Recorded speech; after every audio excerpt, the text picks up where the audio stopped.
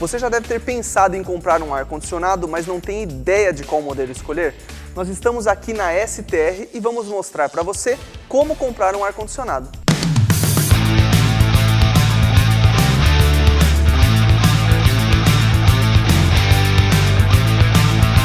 A primeira dúvida que surge é: qual potência eu preciso? Aí é que entra o famoso BTU. BTU quer dizer British Thermal Unit, são unidades térmicas britânicas, que o mundo inteiro convencionou aceitar como uma quantidade de calor. Então todo condicionador de ar é dimensionado pela quantidade de calor ou frio que ele fornece para o ambiente. Então BTU-H. Vai se ouvir dizer muito BTUs aí fora que não existe.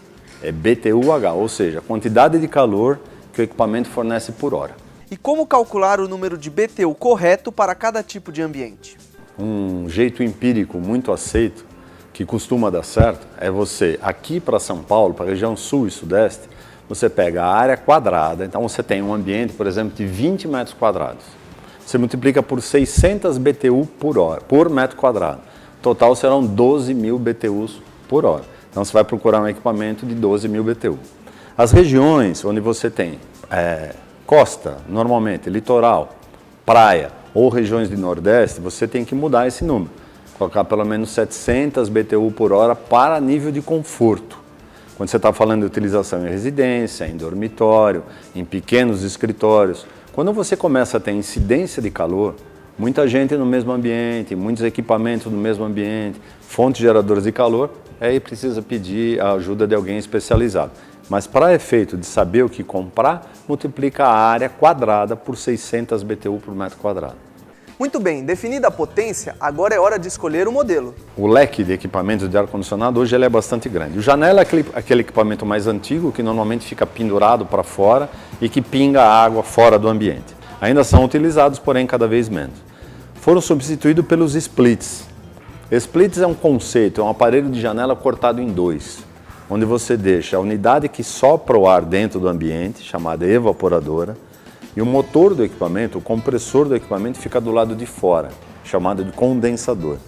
Aí as evaporadoras, dependendo do local onde elas são instaladas, elas associam ao nome do split. O mais utilizado é o high wall, high de alto, wall de parede, que é utilizado para aplicações escritórios e residenciais.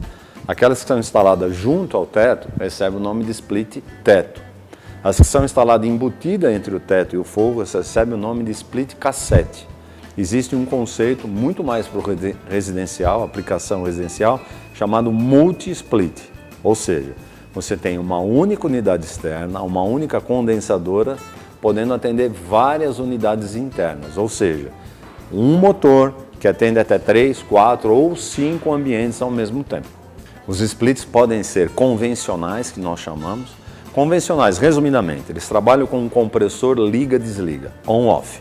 Quando você aciona, o equipamento entra com o compressor funcionando, trocando calor.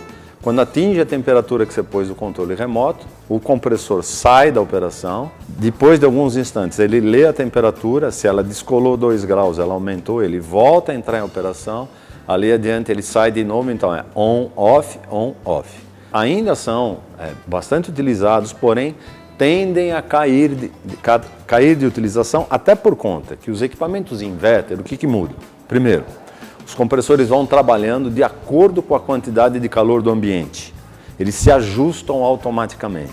Se lá fora está mais quente, o compressor pode rodar com mais eficiência. Se lá fora não está tão quente, ele pode rodar mais lento. Ele vai ajustando a quantidade de funcionamento graças ao inversor de frequência. Com isso, os equipamentos inverter economizam em torno de 50% de energia, em comparação a um convencional, produzem um nível de ruído 35% inferior aos convencionais, portanto, os equipamentos inverters cada vez serão mais utilizados. Portátil é uma categoria quando você não tem como instalar um split ou um equipamento de janela. Todo ar-condicionado é um trocador de calor. O equipamento portátil, você está vendo a unidade interna, mas ela tem que estar associada a um tubo que vai fazer a descarga do ar quente. Essa descarga do ar quente tem que sair do ambiente. Vai ficar ou num buraco que você tem que fazer na parede e adaptar a mangueira, ou na realidade, um dispositivo que já serve para adaptação na janela.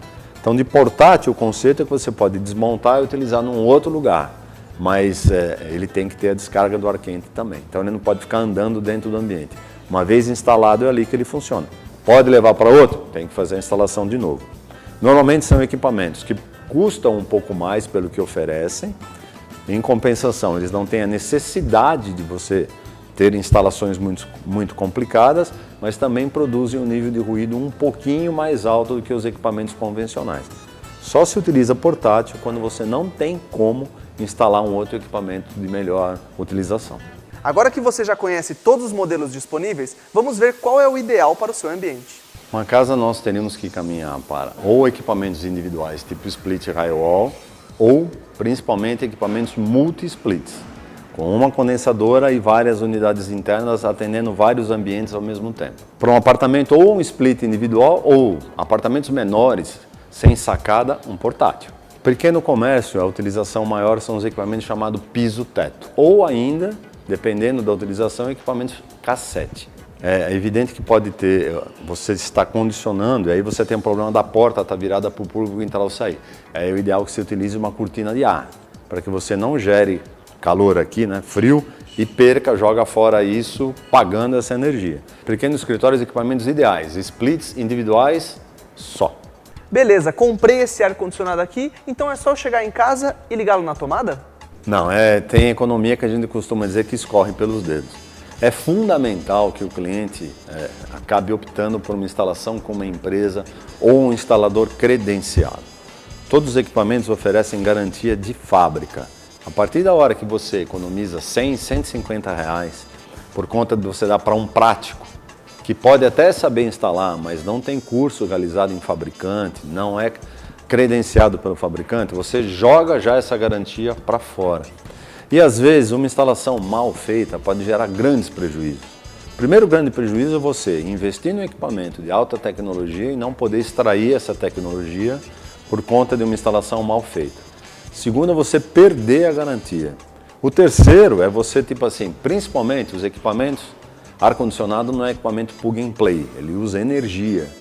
Mal dimensionado, disjuntores mal calculados, instalações elétricas mal executadas, gambiarra, podem gerar grandes transtornos, inclusive incêndios. Por isso não custa, né? Gasta um pouquinho mais, mas faça a sua instalação com pessoal especializado.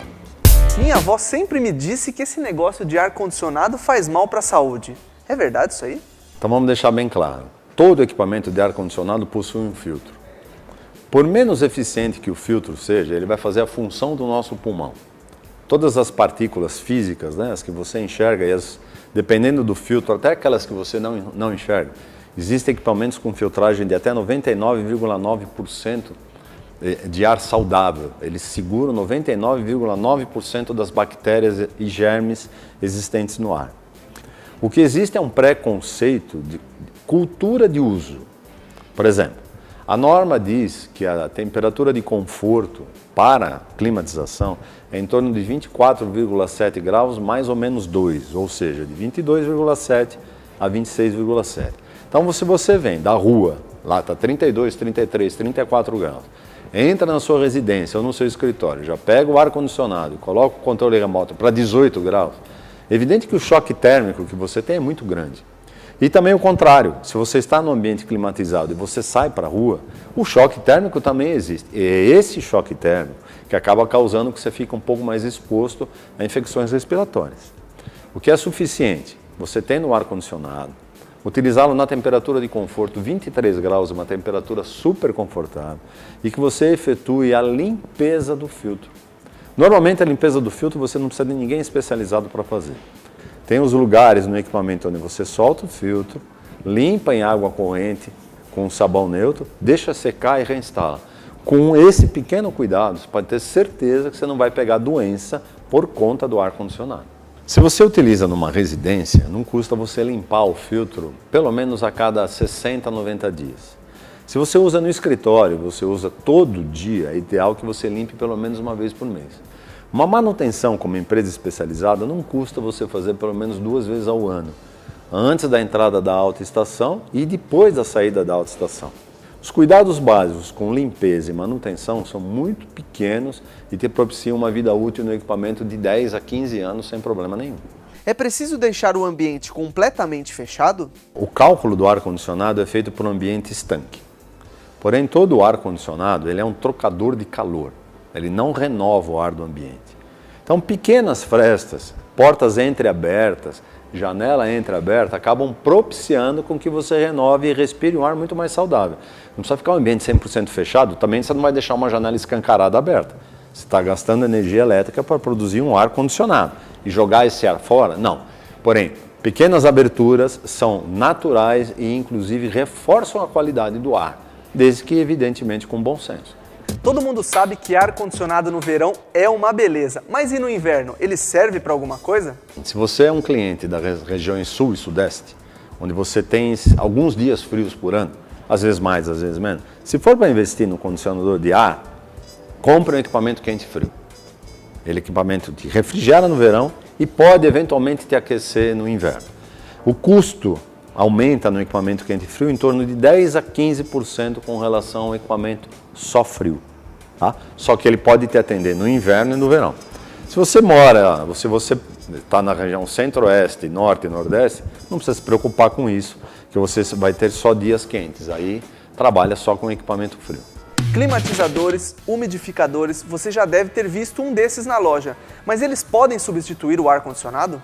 Existem grandes diferenças, né? O ar-condicionado é um trocador de calor, então ele vai, entre aspas, né, expulsar o ar quente do ambiente e colocar um ar refrigerado dentro do ambiente. Um climatizador, na realidade, o que normalmente ele faz é muito semelhante ao que faz um umidificador. Eles aumentam o vapor de água em suspensão, eles produzem vapor de água. Esse vapor de água em suspensão ele vai contribuir para que a temperatura abaixe um pouco. Mas veja, ele não está trocando o calor, ele está aumentando a umidade relativa do ar. Eles até podem ser utilizados em conjunto com o ar-condicionado. Quando você pega, por exemplo, temperaturas e umidade relativa do ar de Brasília, que normalmente são ambientes mais secos. Quando você pega dias quentes com umidade relativa do ar baixa, você vai usar o condicionador de ar, você vai ter uma temperatura agradável, mas vai baixar mais ainda essa umidade. Se você tiver um umidificador, você une os dois benefícios. Você baixa a temperatura e aumenta a umidade, permitindo que o teu conforto, a sensação de conforto térmica seja otimizada muito, muito fortemente. Com certeza, depois de todas essas dicas, vai ficar muito mais fácil para você escolher o modelo ideal. Mas se você tiver alguma dúvida, é só deixar aqui embaixo nos comentários do YouTube. Até a próxima, pessoal!